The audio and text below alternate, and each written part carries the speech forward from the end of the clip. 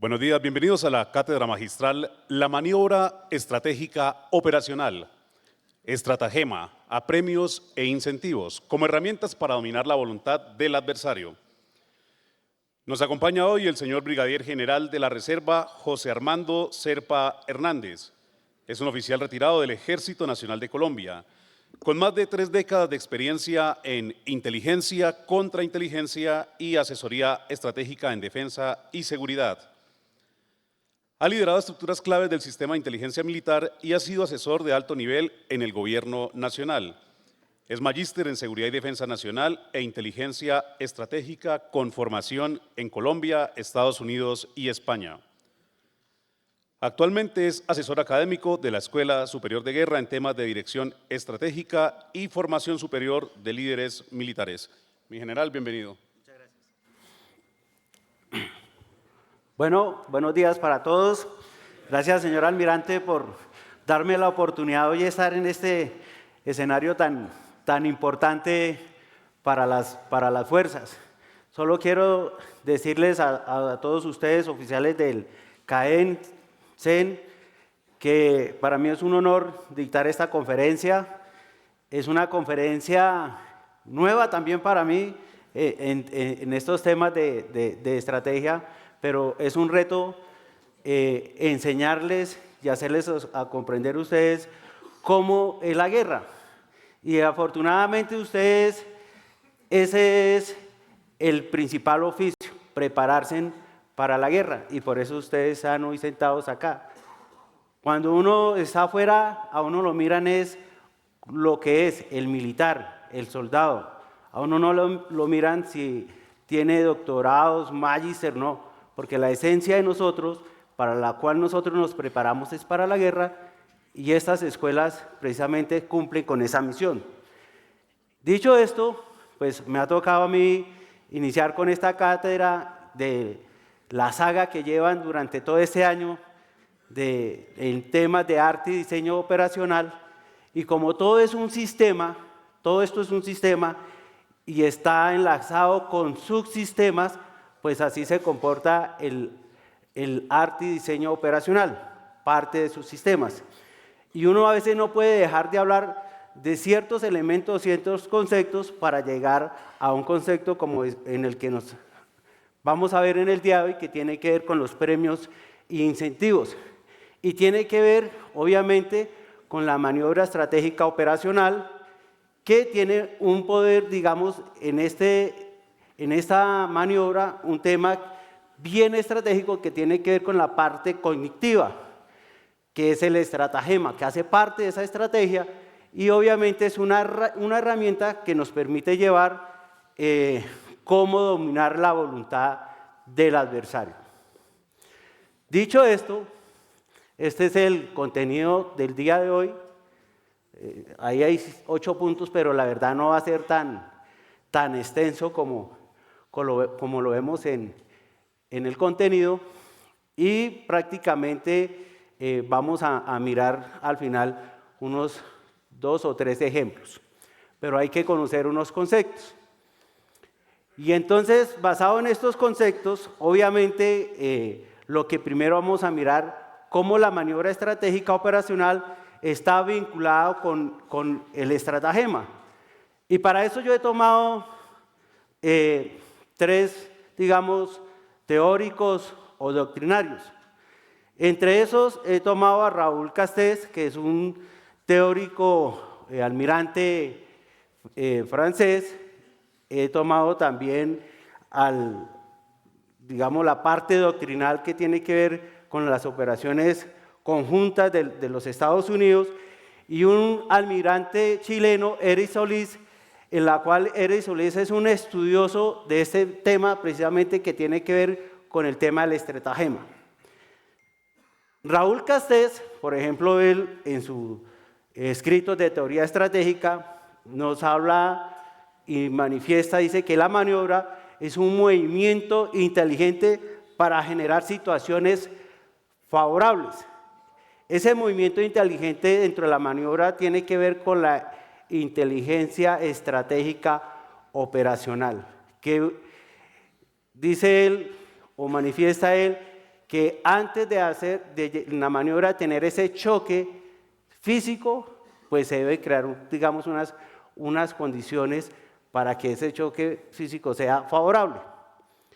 En el Manual de Operaciones Conjuntas de los Estados Unidos, el empleo de la fuerza, pues ellos integran, hacen una comparación integral totalmente de lo que tiene que ver con la maniobra, los movimientos y fuego, que es una integración prácticamente de dos componentes importantes, pero ahí sí busca es el contacto físico para, digamos, tener esa posición ventajosa sobre el enemigo.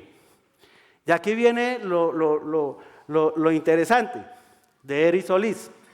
Entonces, ¿qué nos dice Eric Solís? Él le agrega a la inteligencia de la estratagema, dice que para intensificar para intensificar ese efecto, hay unos efectos morales que juegan un papel bien importante para ganar esa voluntad, digamos, de ese adversario, o cómo influenciar sobre esa voluntad.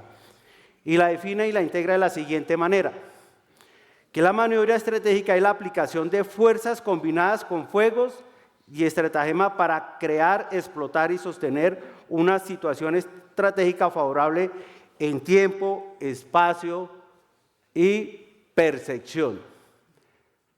Dicho esto, con estos teóricos, Eric Solís integra todo el concepto y lo entrega de esta manera. Y él dice que la maniobra estratégica operacional es una creación intelectual del comandante del teatro de operaciones que consiste en la integración de sinergia simultánea del movimiento físico de fuerzas militares con una aplicación consciente de la estratagema. Esta última dirigida específicamente a influenciar, dominar y quebrar la voluntad del adversario. Pero que tiene unas dimensiones, obviamente tiene como vemos aquí, unas dimensiones que son a través de las acciones combinadas del encubrimiento, diversión, ofuscación, apremios e incentivos. Entonces aquí vemos unos componentes que hacen parte del sistema de la maniobra, pero son bien importantes para el desarrollo de esta misma en el momento que se necesita para derrocar o ser eficiente en el objetivo operacional. Aquí es bien interesante mirar estos tres componentes. Esto, como es un sistema, entonces esos componentes, la verdad que este me lo prestó el capitán de la Armada que está en Cartagena, esta ayuda. Y él pues me explicaba, decía: vea, mi general, esto es un sistema donde la maniobra tiene tres componentes. Entonces vemos acá, vemos acá que esos tres componentes son la acción, el estratagema y unos elementos. Y que estas acciones que son físicas no se pueden desarrollar si realmente no existe una estrategia de ese estratagema. Y que esa estrategia pues obviamente tiene unos componentes, y esos componentes tienen que ser obviamente la ofuscación, la diversión, el encubrimiento, el incentivo y los apremios. Pero eso no se puede desarrollar independiente, se debe desarrollar de una forma integral. O sea, se fusiona, una no puede ir sin la otra. Dicho esto, entonces vemos aquí unos componentes cognitivos que son bien importantes y, digamos, aquí viene lo interesante. ¿Cuál es el propósito? Entonces, ¿cómo define Eric Solís el estratagema? Y él lo define así: como un conjunto sistemático de procedimientos diseñados para influenciar decisivamente sobre la mente del adversario, mediante la manipulación consciente de sus percepciones, expectativas, emociones, hasta generar confusión, decisión y parálisis. Es decir, antes de la acción, yo tengo cómo influenciar, cómo dislocar la mente de mi adversario. ¿Cómo lo debo hacer? ¿De qué manera? ¿Cómo lo debo yo llevar a que una acción que yo planeo, que es una acción A, ellos no vayan a esa acción A, sino vayan de pronto a una acción B, un ejemplo, pero lo tengo que convencer, ¿cierto? Y que ese convencimiento lo lleve también a cometer unos errores estratégicos. Entonces, el propósito, dejar al adversario sin libertad de acción. La secuencia, obviamente hay una secuencia que capta, disloca, decide, y eso va incluido con o sea, trabaja en el mismo sistema complejo y todo, con el encubrimiento, la diversión, la ocultación, el apremio, el incentivo. Bueno, y hay otro tercer punto acá en este lado, que tiene que ver con esos requisitos, que nada de lo que hemos hablado se puede hacer sin la credibilidad, sin la sincronía, sin la explotación del tiempo y del espacio. Y obviamente aquí viene lo interesante, ¿qué es el apremio y qué es el incentivo? Porque muchos pensarán que el apremio o el incentivo tiene que ver con la diversión, y no tiene que ver nada con la diversión, ¿no? Porque la diversión es como yo creo unas acciones secundarias dentro de un teatro de operaciones. Y aquí el apremio, el propósito, ¿cuál es? Es forzar al enemigo a ejecutar una acción específica, aunque sea desfavorable. Y el efecto deseado es que el enemigo tome decisiones precipitadas, reactivas a ese estímulo impuesto. Y el resultado, obviamente, pues tiene que ver que el adversario se vea obligado a realizar la maniobra que no desea, pero que no puede evitar. En conclusión, el apremio consiste en realizar una acción directa sin disimular las intenciones para forzar al adversario a realizar una acción que no desea, pero que puede eludir. ¿Hasta ahí claro? ¿Sí? Yo trato eso de que sea lo más sencillo, ¿no? O sea, sin tanta complejidad. Bueno, y el incentivo, ¿cuál es el propósito? Presentar al enemigo una oportunidad aparentemente ventajosa y seductora, pero falsa.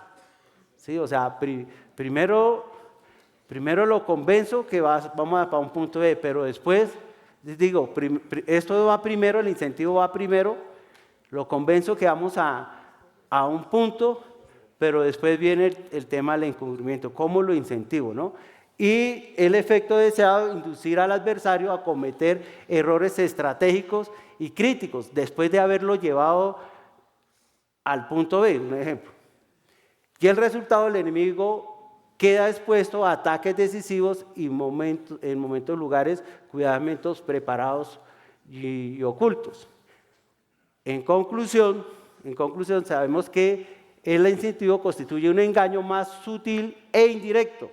Genera al contrincante una aparente situación favorable, muy seductora y fácil de conseguir, mientras oculta las proximidades de las fuerzas propias y se despliega la lista para destruir. Hasta aquí todo el tema es cognitivo, ¿cierto?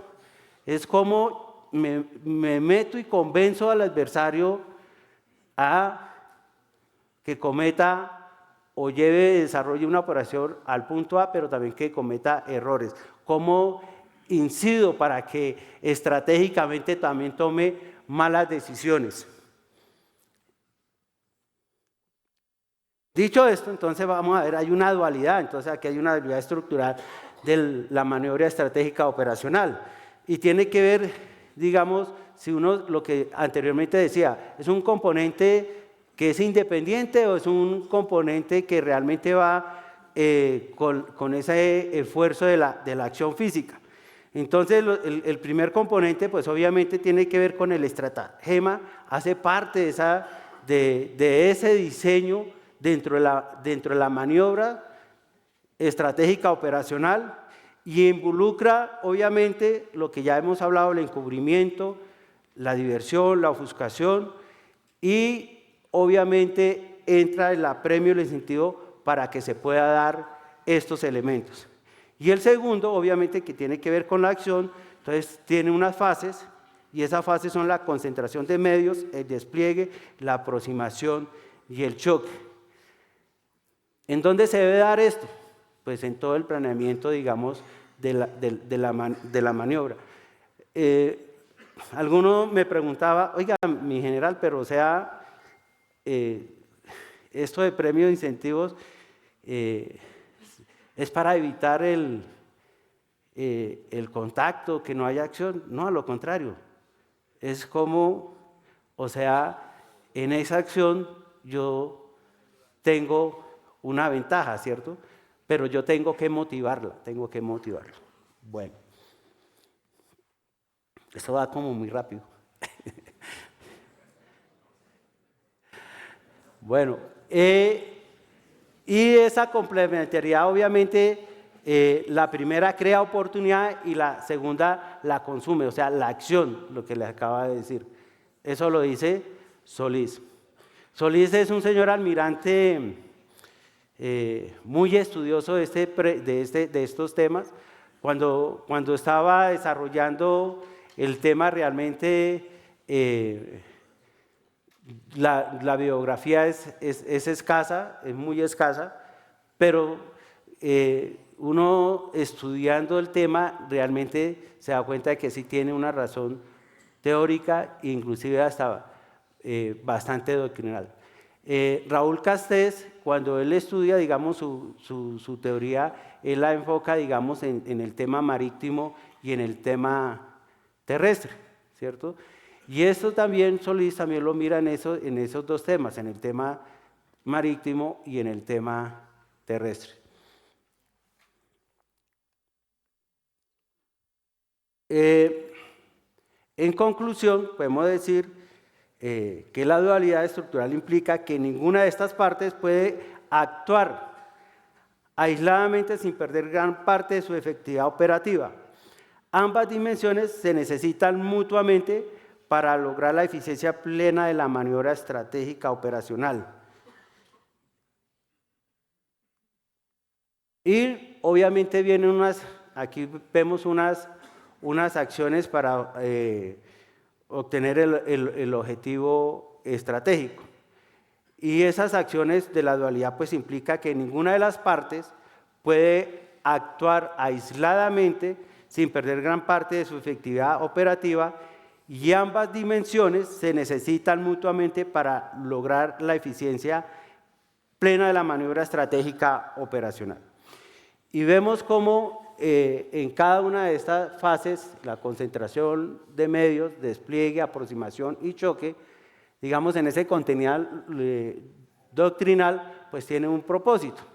Entonces, pero aquí a lo que nos atañe a nosotros tiene que ver más con el despliegue y la aproximación y el choque, que es la máxima ofuscación del rival y, digamos, cómo garantizar ese engaño.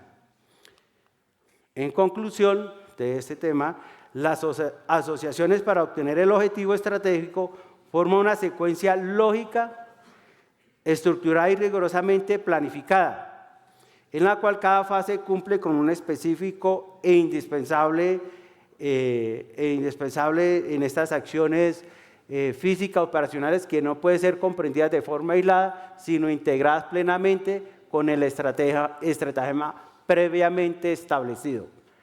Esta combinación de sinergia entre lo psicológico y lo físico constituye precisamente la esencia doctrinal más avanzada de la maniobra estratégica operacional propuesta por Solís, articulada en los apuntes estratégicos operacional. Aquí hay algo bien importante, y es la evolución, digamos, del tema de esa maniobra, ¿no? O sea, cómo viene evolucionando.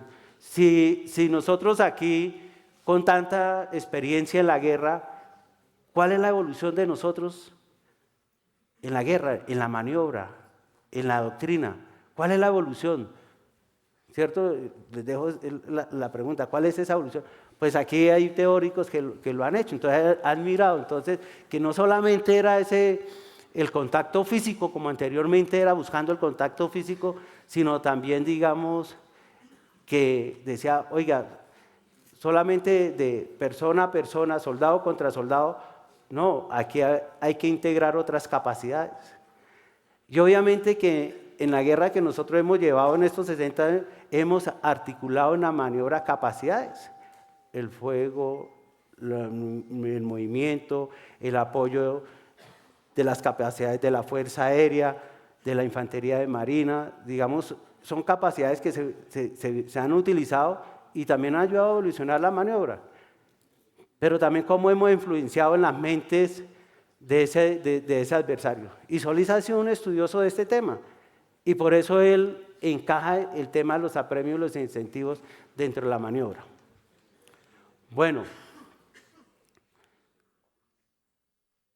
este es un ejemplo del efecto de la maniobra con énfasis en los premios e incentivos. Y aquí vemos en este gráfico cómo el estratagema en tema de incentivos y apremios influye en la mente del enemigo, cómo lo disloca, cómo hace que el enemigo cometa errores, cómo hace que el enemigo realmente se convenza de algo que o es cierto o es falso, ¿cierto? Y que lo lleva ¿a qué? A la incertidumbre, al engaño y a la dislocación. Y esto pues nos lleva a decir que el apremio fuerza al adversario a responder involuntariamente a estímulos impuestos.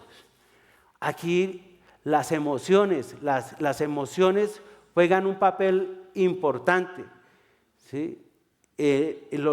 Todos los seres humanos nos movemos por esas emociones. A veces nos dejamos llevar un ejemplo, por la rabia, por la alegría, o tomamos decisiones apresuradas en un campo de combate porque estamos presionados, ¿cierto?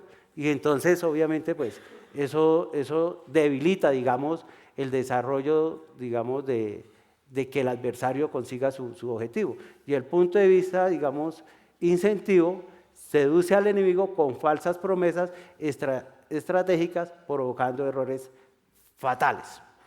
Ambos efectos, adecuadamente integrados, generan un colapso estratégico total en la capacidad del enemigo para resistir o reaccionar eficazmente a nuestras acciones operacionales decisivas posteriores. Este entendimiento es claro que los efectos específicos de apremios e incentivos resulta fundamental para la correcta planificación y ejecución de las maniobras estratégicas operacionales efectivas, asegurando solo las victorias militares, sino también las estratégicas en el plano psicológico y cognitivo. ¿Claro hasta acá? Bueno. Un poquito de agua.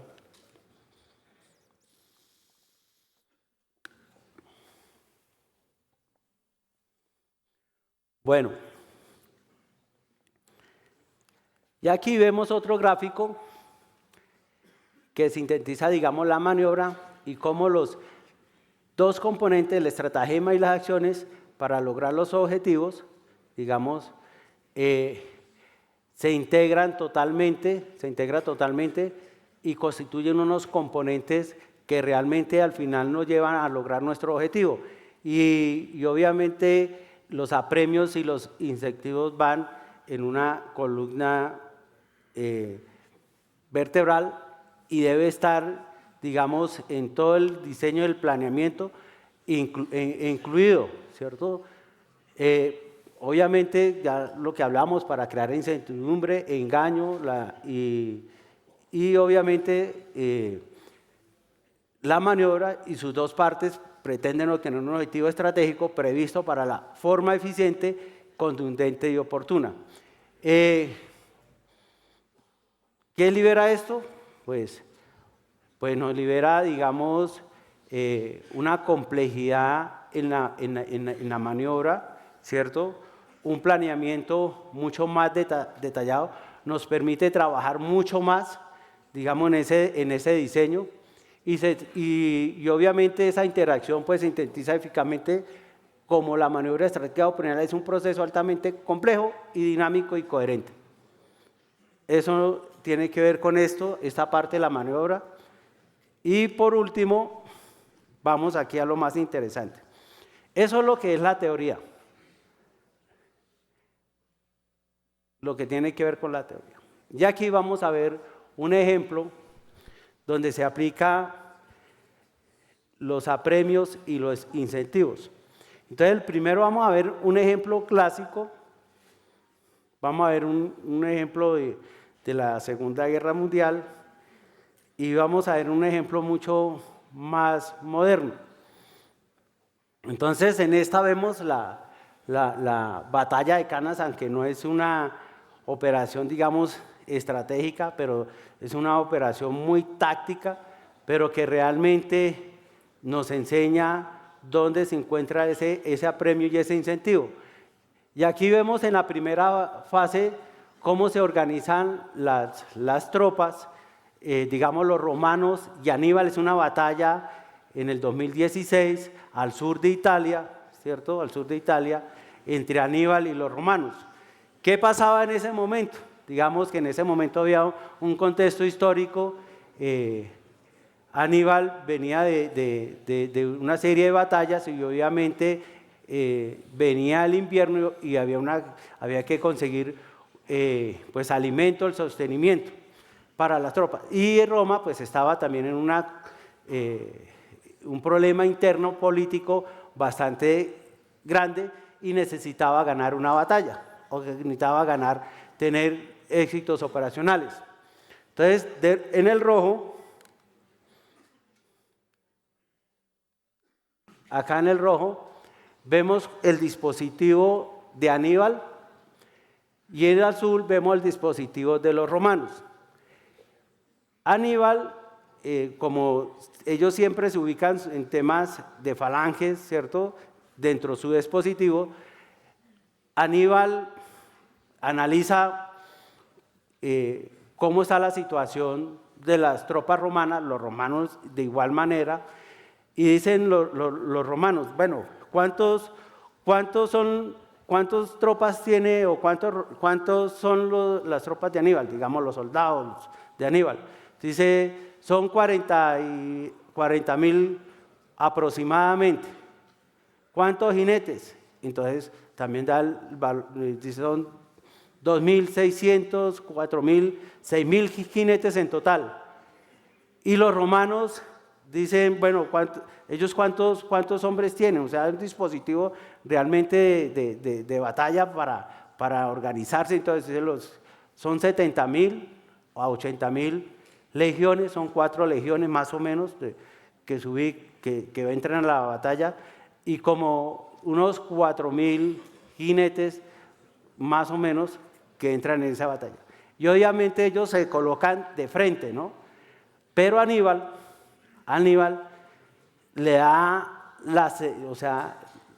hace ver a los romanos que su frente principal es el más débil. Por galos y hispanos, es el frente más débil.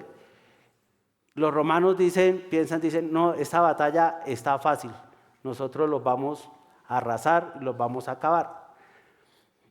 Pero Aníbal, digamos, dice, él no coloca su fuerza más fuerte adelante, sino un poco hacia atrás y refuerza los flancos con caballería, ¿no? Con caballería. Y se lanzan, digamos, al ataque simultáneamente, que es lo que no contaban los romanos. Es un ataque simultáneo de frente y por los flancos, como lo vemos en la fase 2. En la fase 3, los romanos ven que la batalla está fácil y comienzan a avanzar, y las tropas de Aníbal comienzan a retroceder y hacen una bolsa. Y al hacer la bolsa comienzan a meter a todos los romanos mientras que a los flancos van Aníbal y ataca de una vez a los romanos, no dándoles la oportunidad de maniobrar. No dándole la oportunidad de maniobrar. Y al no darle la oportunidad de maniobrar, obviamente aniquilan, o los romanos salen a su retaguardia y se devuelve Aníbal con su caballería y los envuelve totalmente y los aniquila, y es una gran proporción de muertos, más de 50.000 muertos de los romanos, y por eso se considera una batalla de lujo y que hoy en día se sigue estudiando. Por favor, el video. Entonces, vemos acá, aquí no hablan, sino se ve cómo se desarrolla la maniobra.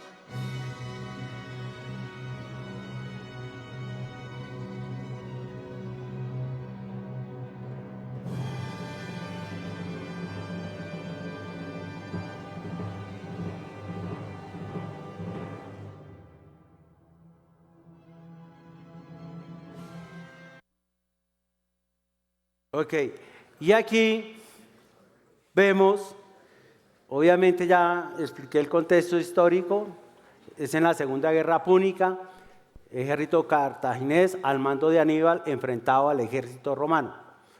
La aplicación de la estratagema, el incentivo. Aníbal despliega su centro deliberadamente débil, incentivando a los romanos a concentrar sus fuerzas en ese punto aparentemente vulnerable. Pero para que eso haya sucedido, ¿qué tuvo que haber pasado? Tuvo que haber convencido a los romanos que ese centro era realmente débil. Y el apremio, el ejército cartaginés desarrolla una maniobra envolvente obligando a los romanos ya comprometidos a reaccionar en condiciones muy desfavorables. Cuando ellos ya fueron a reaccionar, ya nada tenía que hacer. El resultado operacional, la combinación del incentivo, oportunidad de victoria aparente y el apremio de la maniobra envolvente irreversible llevó al colapso completo del ejército romano. Este es el ejemplo clásico. Vamos a mirar un ejemplo de la Segunda Guerra Mundial.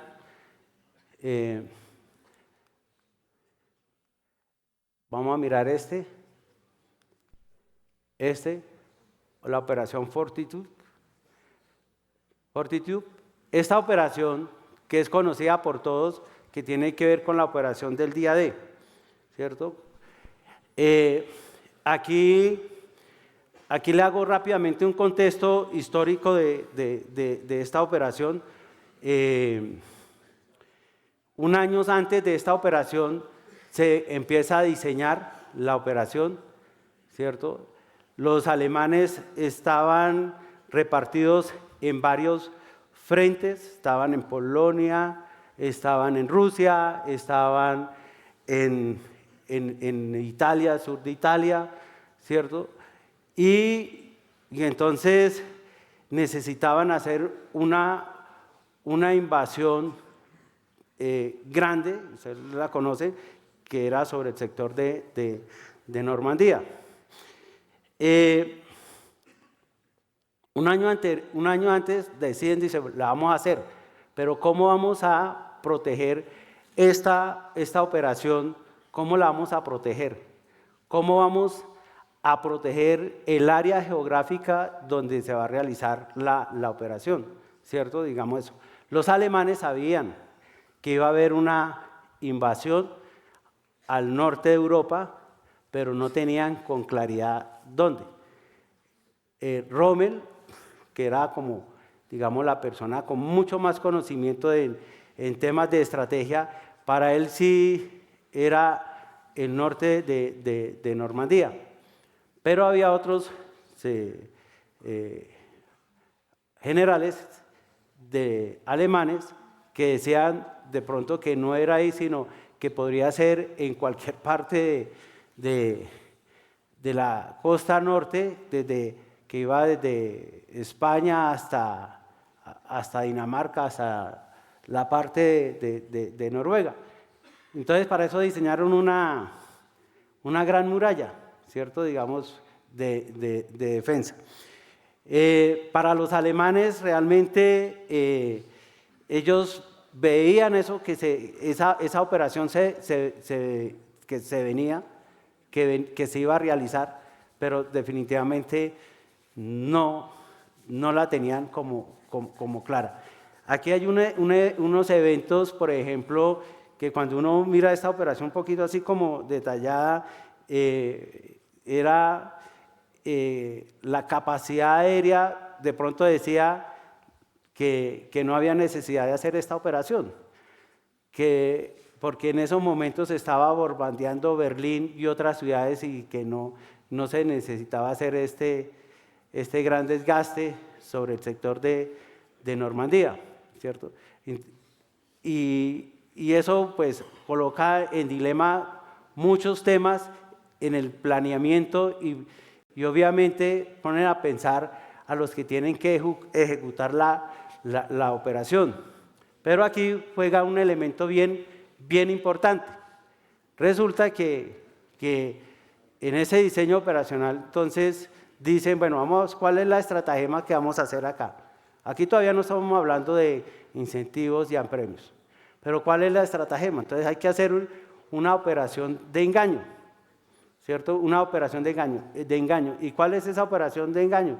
Pues la llaman la operación Fortitude. Y crean unos escenarios, uno al norte y otro al sur, ¿cierto? Y eso hay que convencer al mando alemán de que esa operación va a ser en Fortitude Sur, que tiene que ver en el sector de Calais. Pero eso es un planeamiento de meses, o sea, uno cuando habla de esta operación piensa, se tomaron Normandía y todo eso, pero eso realmente duró más de un año. Y entonces crean un ejército, pero tenían que darle credibilidad a lo que se iba a desarrollar y tenían que convencer a los alemanes que eso iba a ser así y crean un nuevo ejército al mando del general Patton, ¿cierto? ¿Y por qué con Patton? Porque era el general que más creían los alemanes que podía hacer ese desembarco en el norte de Europa. Y diseñan un ejército con inflables, ¿cierto? Con vehículos blindados, aviones, puestos de mando, y realmente, pues, aparte de eso, no simplemente era hacer eso y colocarlo ahí sobre el sector de Calais, sino había que desarrollar unas operaciones muy cercas de desembarcos, salto de paracaidistas sobre la región y todo eso, para que los alemanes creyeran que realmente sí iba a ser en el sector de Calais. Pero también aquí jugó un papel fundamental el tema dentro del engaño de las comunicaciones. Entonces aquí entra el tema de la guerra electrónica. Entonces, permitir que los alemanes escucharan todo el planeamiento, el desarrollo de la operación que todo iba a hacer sobre el sector de Calais. Para Rommel no era Calais, para Rommel sí era Normandía, para Hitler era Calais. Y eso llevó a que Hitler tomara decisiones precipitadas y que se dejara llevar por las emociones y llegó a concentrar más de 400.000 hombres en el sector de Dinamarca porque pensaba que era allá. Y realmente pues eso no fue lo que sucedió. Entonces vamos a ver rápidamente aquí un video. Coloca el video, por favor. el 6 de junio de 1944, finalmente los aliados desembarcaron en las costas de Normandía. El desembarco fue un éxito, pero nada de eso habría ocurrido sin una planificada estrategia de engaño. En este video te contaré cómo engañaron a Hitler.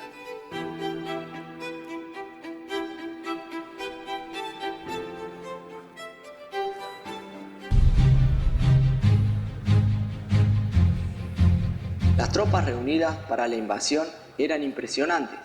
Sin embargo, serían irrelevantes si los alemanes descubrían la fecha y el lugar. Para minimizar las bajas de soldados aliados, se planificó la Operación Fortaleza, la cual se dividió en norte, una campaña de desinformación a través de falsos mensajes que hicieron creer a los nazis que el ataque se producirá en Noruega. Y sur, una enorme artimaña que consistía en crear un ejército falso con tanques y aviones inflables, para que los alemanes pensaran que el desembarco tendría lugar en Calais en julio. Estas ilusiones ópticas estaban destinadas a ser observadas por los aviones de reconocimiento alemán y así convencerles de la presencia de un gran contingente aliado frente al paso de Calais. Para completar el engaño, se nombró al general Patton, un famoso general estadounidense, como comandante de dicho ejército. Además, los alemanes ignoraban que muchos de sus espías trabajaban ahora para los aliados. Estos enviaban información falsa sobre el desembarco.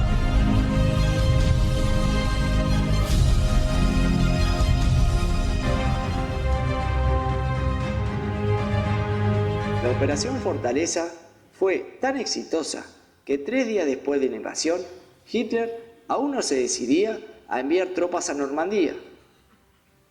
Pensaba que el desembarco del 6 de junio solo era una distracción y que la verdadera invasión se produciría en Calais. Para cuando los alemanes reaccionaron, ya era demasiado tarde.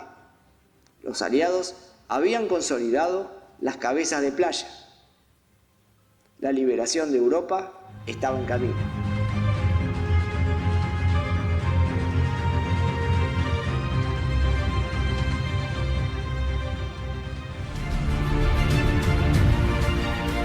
Ahora, para finalizar, Ya, una pregunta. ¿la ayuda, ¿Fue la por favor? Operación Fortaleza? ¿La ayuda? Bueno, listos. Aquí, por ejemplo, cuando se estaba desarrollando el planeamiento de los alemanes, había una discusión, por ejemplo, dónde colocar los vehículos Panzer para en caso de que se apoyara la operación, o sea, se contracara y se hicieran el contraataque el día de dónde colocar los Panzers, que era lo que más se movía rápido para los alemanes, que era su arma, digamos, estratégica y todo eso. Entonces uno discutía y uno decía, no, bueno, coloquémoslos en París, pero entonces en los bosques. Rommel decía, hay que colocarlos al frente de la playa que permitan maniobrar rápidamente. Y como ustedes ven, Hitler estaba todavía convencido que esa era una finta de engaño, ¿sí o no? Entonces, ¿cuál es el incentivo? El incentivo, los aliados incentivaron al alto mando alemán con la creencia falsa que el verdadero ataque aliado ocurriría en Calais, usando un ejército ficticio comandado supuestamente por el general Patton. El apremio, la presencia constante de falsos movimientos y ataques menores en Calais, obligó a los alemanes a mantener allí fuertes unidades defensivas, limitando severamente la capacidad de reaccionar adecuadamente al ataque real de Normandía. Y el resultado, pues el éxito del desembarco de Normandía fue facilitado decisivamente por esta combinación de incentivo, cáliz falso positivo y el apremio, presión constante en la zona equivocada, lo que permitió consolidar rápidamente la cabeza de playa y avanzar hacia Francia. Ese sería el segundo ejemplo. El segundo ejemplo. Yo creo que con estos ejemplos les ayudan a entender realmente esa importancia del apremio y el incentivo, ¿no? Y vamos a ver otro tercer ejemplo que es mucho más moderno, que tiene que ver con la guerra del Golfo Pérsico. Seguramente ustedes ya en algunas clases lo habrán visto. Esto es mucho más complejo, el desarrollo y el trabajo de la maniobra de esta operación, pero aquí también aplican el apremio y el incentivo. Y entonces en esta operación se sabe que fueron unas fases, se desarrolló una fase que fue aérea y otra fase que fue terrestre. Y la fase aérea obviamente siempre es para atacar objetivos estratégicos, especialmente que tienen que ver con logísticas, centros de logísticos, comando, control, comunicaciones y, digamos, fábricas de armamentos y sitios que les permitan tener cobertura, o sea, atacar infraestructura vial y todo. Digamos que la primera fase, pero viene esta segunda fase, y en esta segunda el general Norman, que era el comandante del Comando Central de los Estados Unidos, para completar esta fase terrestre, pues tenían que hacer también una maniobra de engaño, y lo hacen a través con unidades anfibias colocadas frente a Kuwait, y desarrollan ahí algunas operaciones, y eso lo permite a Saddam Hussein a convencerse que realmente también iba a haber un desembarco muy cerca de las playas de Kuwait, y él concentra una gran cantidad de unidades de maniobra de caballería sobre esa zona, pero realmente obedecía, digamos, una estratagema para que en profundidad las unidades terrestres avanzaran hacia recuperar el objetivo estratégico, que era Kuwait. Colocamos el video, por favor.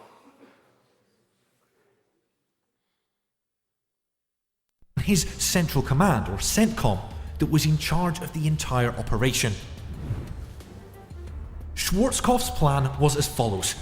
On G-Day, Joint Forces Command East, along with US Marines on the coast, would attack the Saddam Line to fix the enemy. At the same time, 18th Airborne Corps on the far left would attack deep into Iraq to secure the flank and cut off any Iraqi retreat. G+1 would then see the main attack from the heavy divisions of 7th Corps.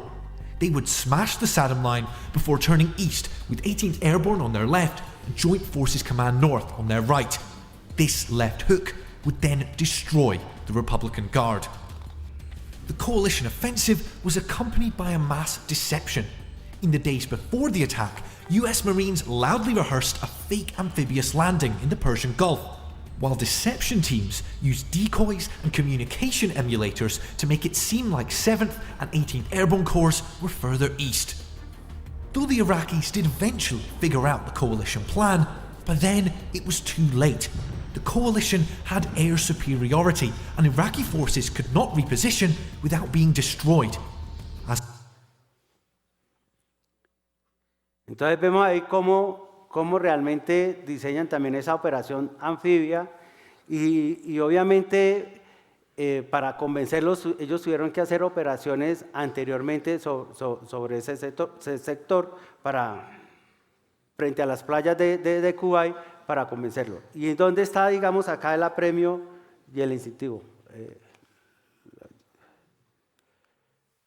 Entonces, el incentivo, la coalición incentivó a las fuerzas iraquíes mostrar falsamente una preparación para un ataque frontal marítimo y anfibio directo contra Kuwait desde el Golfo Pérsico. Y el apremio simultáneamente realizó una campaña aérea sistemática y demoledora sobre las posiciones claves iraquíes, obligando a Irak a dispersar y agotar sus fuerzas defensivas a lo largo de las costas y las fronteras. ¿Cuál fue el resultado operacional? La combinación eficaz del incentivo, falso ataque marítimo, y el apremio, campaña aérea contundente y permanente, que facilitó un exitoso ataque terrestre por el oeste y flancos, derrotando rápidamente a las fuerzas iraquíes. Con estos tres ejemplos, que espero que le haya quedado claro. Yo quiero que ustedes no vayan a, no confundan los apremios y los incentivos con el tema de la diversión, porque la diversión es desviar la atención enemiga hacia los objetivos secundarios, y los apremios y los incentivos no tienen nada que ver con eso. Pero son, sin el trabajo de ninguno de esos componentes, como les decía al principio, todo es un sistema y un subsistema que debe funcionar dentro de la maniobra. En conclusión, ya el tema, y finalizo con esto, es que la maniobra tiene los dos componentes importantes, la estratagema, la inteligencia. O sea, la parte estratégica de la estratagema, que juega papel importante, la acción inseparable en la mente del comandante operacional. Aquí no se busca, no es evitar el contacto, sino es cómo más bien ganar ventaja y que sea favorable para cumplir con el objetivo. Y apremios y incentivos son armas conectivas indispensables para la victoria contemporánea. Sin maniobra y sin estratagema, la campaña carece de esqueleto lógico. Aquí termino mi conferencia, espero que haya sido fácil de comprender el tema. No sé si tienen alguna pregunta o señora almirante, algún complemento.